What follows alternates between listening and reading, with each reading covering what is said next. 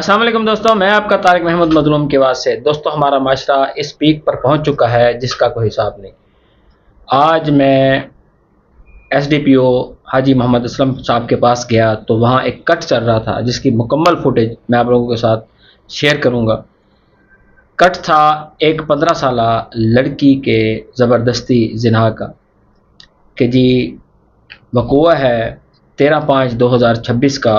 फरजाना बीबी उसमें मुकदमा मुद्दई है और वो कहती है कि जी मेरी 15 साल बेटी किरण बीबी जो है वो सौदा सल्फ लेने के लिए बाज़ार गई और रास्ते में शकील नामी लड़का जो मोटरसाइकिल मैकेनिक है उसने मेरी बेटी को ज़बरदस्ती पकड़ के अपनी दुकान के अंदर ले गया और ज़बरदस्ती करने लगा। मेरी बेटी को देर हो गई तो मैं भाग के गई कि देखो मेरी बेटी को देर क्यों हो गई। तो आगे गई हूँ तो मेरी बेटी की चीखों पुकार उस दुकान वाले से आ रही थी। तो दोस्तों, जो बात है वो ये कि पहली बात कि 15 साल की लड़की को हम 14 साल लेने के लिए भेजा ही क्यों। दूसरी बात यह है कि 172 NP का ये वक़ूआ है, क्या उस लड़की की चीखों पुकार किसी और ने ना सुनी? उसकी वालदा आई 2 गवाहों के साथ जिन्होंने चीखों पुकार सुनी, अब वो अपने घर से आई और किसी ने चीखों पुकार ना सुनी। इस वक़ूए में बहुत सारे ऐसे ख़दशात हैं जो ज़ाहिर होते हैं, क्योंकि जब FIR का मतन मैंने पढ़ा तो उसमें टाइम भी दर्ज ना था वक़ूए का। बाद में आयू साहब को मैंने फ़ोन करके पूछा तो उसने कहा जी उन्होंने बाद में हमें बताया कि शाम 7 बजे का वक़ूआ है। दोस्तों, फैसला आप लोगों ने करना है, हक़ क्या है, सच क्या है। मैं इसकी पड़ताल ज़रूर करूँगा, पूरी करूँगा। अगर वो लड़का शकील नामी गुनाहगार है तो इंशाअल्लाह उसे सज़ा होगी। अगर वो बेगुनाह है तो उस पर जिसने नाहक पर्चा कराया है हम उसके ख़िलाफ़ इंशाअल्लाह कार्रवाई ज़रूर करवाएंगे। दोस्तों, सच बात कहना सदका जो हमने अदा कर दिया, आगे इस बात को फैलाना आप लोगों की ज़िम्मेदारी। हमारे चैनल को लाजमी सब्सक्राइब करें, बेल आइकन के बटन को लाजमी पुश करें ताकि मज़ीद हमारी आने वाली वीडियोज़ आप तक बआसानी पहुँचती रहें। अस्सलाम वालेकुम, पाकिस्तान जिंदाबाद। मैं उनके बीबी साड़ी गली च ने काम ना कर ये बच्ची सर वारे खेलती है, सुबह निकलती है 10 बजे, दोपहर में फिर रहती गलियां च। मैं उनके बेटा तू गली च की करना है, जो तेरा मकान ही इथे नहीं है। कहनी बस मैं उनको भजाया फिर 8 ये की तकदी बच्ची है एक ही बेटी है सकी ये मित्राया पियो है। अच्छा, इन्होंने बिजनेस वास्ते ना रखिया सर कि भी ये काम करनी है ते अपन काम पानी। मैं इन्होंने उस गली चो कढ़िया, इन्होंने कल मौके तशीश से गाड़ी वाला भी कहता सी अगर आप गली चो ना कर दे इन्होंने होर वारदात इन्हों की आनी सी बच्ची दे। ये सब बच्चा बेगुनाह, ये सिर्फ अनवान कर दे। इन्होंने गल की पार्टी ने जी सानू 8 लाख रुपए दे दी थी, उन्हें कहा इन्हें ज्यादा उन्होंने कुछ किया ही नहीं। रिकॉर्डिंग इन्होंने सर है मौजूद उन्होंने ये सर ये बंदा ये आंदा है 5-6 महीने बाद इन्हों को ये पहले भी जेल रह चुके लाहौर लड़कियों के मामले से और यही सर इन्हों फील्ड इन्हों का काम है। ये बजाती वालदा साडी बच्ची शरीफ ने अपना आईडी कार्ड है, हर रिकॉर्ड चेक कराओ सर ये ले पहले है। हां पहले 354 सब्जेक्ट है किने अपने साथ भाई बीबी ने ये भी चेक करो सर मुझे ਇਹਨਾਂ ਰਿਕਾਰਡ ਹੀ ਹੈਗਾ ਸਾਰਾ ਹਾਂ ਸਾਡੀ ਗਲਤੀ ਨਹੀਂ ਨਾ, ਕੁੜੀ ਨਾਲ ਸਾਥੀ ਸਾਡੇ ਨਾਲ ਹੋਈ ਉਹ ਤੋਂ ਸਾਨੂੰ पहले भी ਇਹਨਾਂ ਨੇ ਨਾ ਨਹੀਂ ਇਹ ਮਾਮਲਾ ਨਹੀਂ ਹੋਇਆ ਪਹਿਲਾਂ ਇਹਨਾਂ ਦਾ ਰਿਕਾਰਡ ਇਹਨਾਂ ਨੇ 5 ਪਹਿਲਾਂ ਸਾਲ ਝੂਠ ਮਾਰਦਾ ਉਹ ਜਨਾ ਗੱਲ ਵੀ ਉਹ ਜਿਹੜਾ ਉਹ ਕਰਦਾ ਤੁਸੀਂ ਕਰ ਪਹਿਲਾਂ ਇਹ 5 ਨੇ ਅਰੇ ਕੁੜੀ ਨਾਲ ਅਸੀਂ ਗਰੀਬ ਦਾ ਮਤਲਬ ਇਹ ਕਿ ਇਸ ਗੱਲੇ ਤੇ ਨਹੀਂ ਹਟੇ ਨਾ। ਇਹਨਾਂ ਦੇ ਪਾਣੀ ਨੇ ਪਹਿਲਾਂ ਗਲਤੀ ਕੀਤੀ, ਮੇਰੇ ਬੱਚੇ ਨਾਲ ਨਾ ਕੇ ਸਾਰੇ ਨੇ ਆ ਕੇ ਕਿਹਾ ਕਿ ਗਲਤੀ ਹੋਈ, ਮਾਫੀ ਕਰ ਦਿੱਤੀ, ਅਸੀਂ ਚੁੱਪ ਕਰ ਗਏ, ਵੱਡੇ ਆ ਗਏ ਨੇ ਫਿਰ ਵੀ ਇਹਨਾਂ ਨੇ ਬੱਚੇ ਨੇ ਸਾਥ ਕੀਤੀ ਤੇ ਫਿਰ ਅਸੀਂ ਕਰੀਏ। ਨਹੀਂ ਤੁਹਾਡੀ ਬੱਚੀ ਨਾਲ ਕਿਉਂ ਜ਼ਿਆਦਤੀ ਹੁੰਦੀ, ਉੱਥੇ ਹੋਰ ਲੋਕ ਨਹੀਂ ਰਹਿੰਦੇ।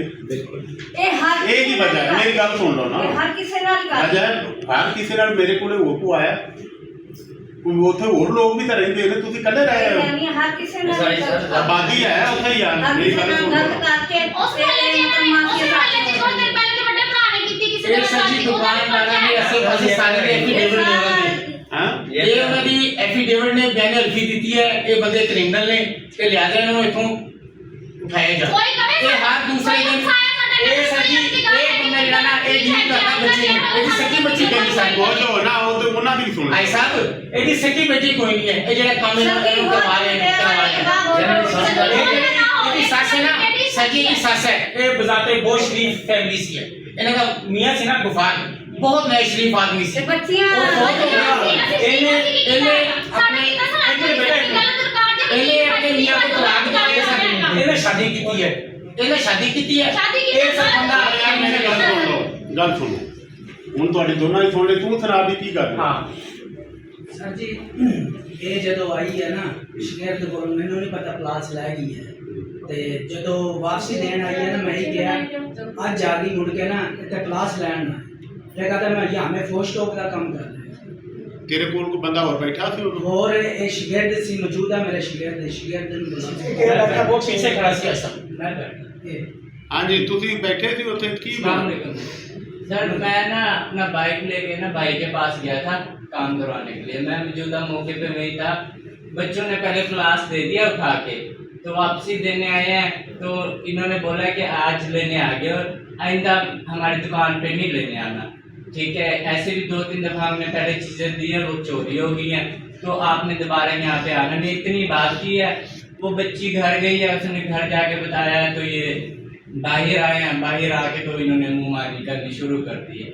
मैं मौजूदा मौके पे था, ये भाई के पास मोटरसाइकिल ਚਲੋ ਇਹਨਾਂ ਨੂੰ ਦੇਖ ਲਓ ਜਿਹੜੇ ਬਿਆਨ ਸ਼ਾਨ ਨੇ ਜਿਹੜੇ ਮੌਕੇ ਤੇ ਜਾਂ ਤੇ ਪਿਛਲੇ ਸਾਰਾ ਕੁਝ ਦੇਖੋ ਆਦੀ ਤਫਤੀਸ਼ ਮੁਕੰਮਲ ਕਰੋ ਬਿਲਕੁਲ ਬਸ ਇਮਾਨ ਕਰਾਉਣ ਤੇ ਕਰਨੀ ਕਿਸੇ ਦੀ ਕੋਈ ਫੇਵਰ ਨਹੀਂ ਦੇਣੀ ਹੈ ਠੀਕ ਹੈ ਚਲੋ ਜੇ ਉਹਨਾਂ ਨਾਲ ਜ਼ਿਆਦਤੀ ਹੋਈ ਹੈ ਤੇ ਅਸੀਂ ਉਹਨਾਂ ਦੇ ਨਾਲ ਆ ਤੇ ऐसा अगर ज्यादती है ना नहीं सजा दो सजा दो सजा दो नहीं सर बनती सजा को किसी फैसला मैं आपकी देख रहे हाँ जी, एक छोटी सी रिक्वेस्ट है, मैं आपको बताता हूँ। आज से ना मैंने तकरीबन सन 2023 में 24 में ना इस बंदे के खिलाफ दरखास्त दी थी।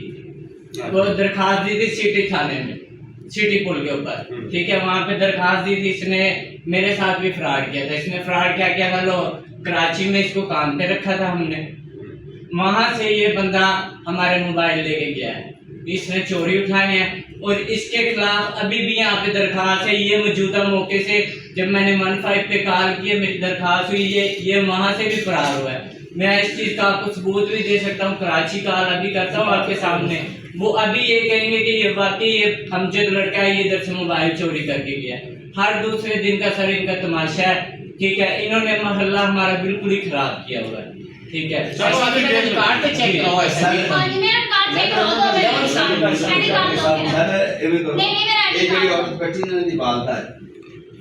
ਮੈਨੂੰ ਤੇ ਪੂਰਾ ਯਕੀਨ ਹੈ ਇਸ ਲਈ ਕਿ ਸਾਡੇ ਬੜੇ ਅਰਸੇ ਤੋਂ ਜਿਹੜਾ ਨੰਦਵਾਲ ਇਹਦਾ ਸ਼ੌਹਰ ਫੌਤ ਹੋਇਆ ਮੇਰਾ ਬੜਾ ਅੱਛਾ ਜਾਣਨ ਵਾਲਾ ਸੀ ਇਹ ਕੁਰਾਨ ਦੇ ਉੱਤੇ ਹਲਫ ਉਠਾ ਕੇ ਕਹਿ ਦੇਵੇ ਕਿ ਇਹ ਜਿਹੜਾ ਵਾਕਿਆ ਹੋਇਆ ਹੈ ਵੀ ਇਹਨੇ ਉਹਦੇ ਨਾਲ ਜਿਨਾ ਕਰਨ ਦੀ ਕੋਸ਼ਿਸ਼ ਕੀਤੀ ਹੈ ਬਾਖੁਦਾ ਤੁਸੀਂ ਇਹਨੂੰ ਫੌਰੀ ਅੱਜ ਹੀ ਇਹਨੂੰ ਸਜ਼ਾ ਦੇ ਦਿਓ ਮੈਂ ਇਹਦੇ ਨਾਲ ਲਵਾਂ ਇਹਨਾਂ ਦੇ ਨਾਲ ਲਵਾਂ मैं खुद चल के ना भूल गया कुछ शक्ल 2 मरतबा ये ने क्या ठीक है आप आ गए ऐसा आपकी मेहरबानी ये मेरा बंदा आ जाए आई वो सारी गलबात के मुखमुखा जो भी बात है वो हो जाएगी है ना जी। अब इसको डाल दिया बीच में, मैं इसका वाकफ नहीं ना, मैं इसको फ़ोन किया मैंने कितने बजे कहा 2 बजे आ जाए, मैंने 2 बजे फ़ोन किया कर 4 बजे 4 बजे फ़ोन किया कर 5 बजे आ जाए 3-4 मैंने इसको फ़ोन किए ये बात को जो हुई है बैठ के आपस में तय हो जाए। कोई मामला इन्होंने शरारत की है तो मैं उसको सजा देने के लिए तैयार हूँ। मेरी दुकान है, मैं दुकान बंद करवा दूंगा इसकी, यहाँ पे दोबारा दुकान नहीं करेगा। बकाया भी जो आप लोग का पैसा जो कोई लेन देन है वो भी मैं करवा देता हूँ। ये वाकया जो हुआ ये मैं इसलिए मैंने इसको देखो हालांकि मैं बेटा एक मिनट बात सुन मेरी बात सुन रहे मैं आप लोगों मैं कभी ये नहीं कहूँगा मैं एक तरफा बात नहीं करूँगा। मैंने क्या बात की है कि जो ये वाकया हुआ ये हुआ ऐसे ही कि ये लेने आई पेशकश दे गई कुछ ने हो सकता है कि कोई अल्फाज कहे मैं उस मौके पे तो नहीं था, ये लोग थे, ये चली गई है जाके जब इसकी माँ को जाके इसने बच्ची ने बताया उससे इसकी माँ तो वैसे ही माशाल्लाह आप भी देख रहे हैं बोल रहे हैं बस उधर से शोर शुरू हुआ। उस वक्त कितना टाइम था 6 बजे का। उस दिन मस्जिद में जमात आई हुई थी, गश्त करवा रहे थे। वो कहने लगे यार तुम्हारी औरतें इतनी बेकाबू हैं, आप तो समझते हैं शहर वाले लोग कितनी गालियाँ निकाल दी है फलाना कर दी है, इनको कोई रोकने वाला नहीं। ये मौके पे इतनी बात मैंने सुनी है। अब सर आप मौके पे बोल रहे हैं नहीं कोई नहीं ਅਸੀਂ ਇਨਸ਼ਾਅੱਲਾ ਮੈਰਿਟ ਕਰਾਂਗੇ जी जी ठीक है ਜੋ ਇਹਨਾਂ ਦੀ ਤਫਤੀਸ਼ ਮੈਰਿਟ ਕਰਨੀ ਨਾ ਅਸੀਂ ਹਾਂਜੀ, ਬਿਲਕੁਲ। ਜਾਤੀ ਮਕਈਆਂ ਨਾਲ ਜਾਤੀ ਹੋਣ ਦੇਣੀ ਤਿੰਨਾਂ ਮੁਲਜ਼ਮਾਂ ਜੀ ਬਿਲਕੁਲ ਜਿਹੜਾ ਮੈਰਿਟ ਬਣਦਾ ਹੈ ਉਹਦੇ ਮੁਤਾਬਕ ਕਾਨੂੰਨੀ ਜੀ ਸਰ। ਕਾਰਵਾਈ ਕਰੋ ਜੀ। ਔਰ ਇਹਨਾਂ ਦੇ ਪ੍ਰਾਣ ਮਾਨ ਤੇ ਫੈਸਲਾ ਕਰ ਦਿਓ ਤੇ ਜਦੋਂ ਠੀਕ ਹੋ ਗਿਆ ਜਿੱਦਾਂ ਇਹਨਾਂ ਕੀਤਾ ਮੁੰਡੇ ਨੇ ਜੋ ਜ਼ਿਆਦਤੀ ਕੀਤੀ ਹੈ ਉਹਨਾਂ ਨੂੰ ਸਜ਼ਾ ਮਿਲਣੀ